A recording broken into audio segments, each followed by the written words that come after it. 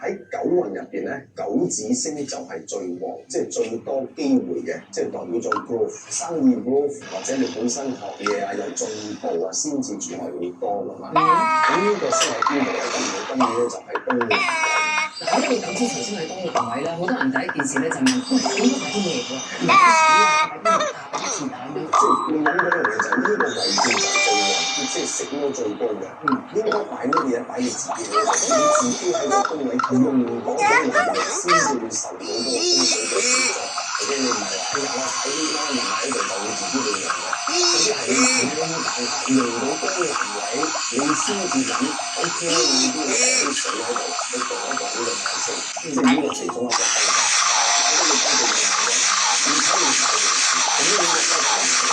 九紫提升食嘅，邊個嚟講咧？你要用翻火嘅，即係點樣去調節啊？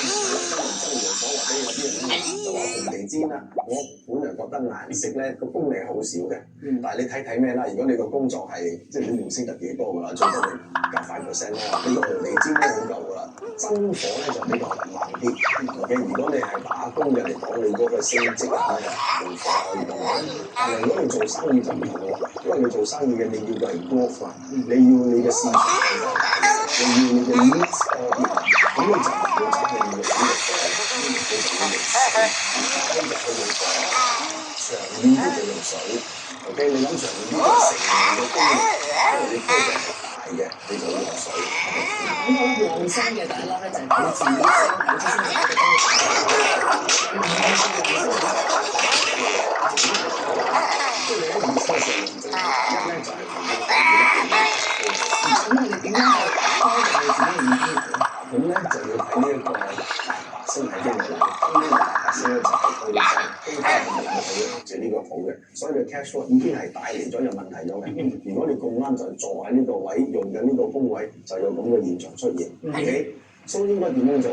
嗱，原來咧又要睇長遠啦。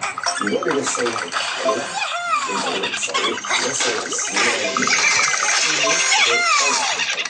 你睇到呢一個九紫星同埋八白頭先嘅應用之後咧，咁年3年啊嘛，大家都要講接財神嘅，咁其實接財神咧，可能會係一個神，咁我帶下你嘅時候咧，佢就會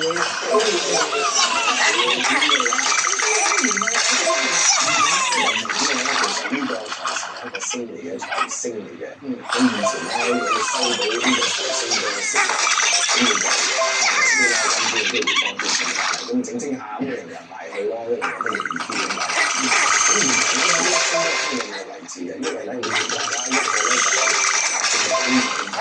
咁我哋講翻一邊係你嘅星嚟啦，等於呢個係貨年初一，即係過咗12點之後嘅宮位。就係南方，即係你望遠啲咧，有可能見到一粒星閃下閃下，嗰個就係財神嚟㗎啦。咁你就向住呢個方向就起個願。咁使唔使擺陣嗰啲嘢咧？嗱，一先講咗啊，先炮仗係因為你要啟動咗個能力。如果先唔講炮仗啊，你啊或者播啲音響啊、大聲啲啊，咁都得嘅。即係話其實咧，中國人咧都好興講，如果啲時辰呢吉時嘅時候打鼓，亦都係用嗰個。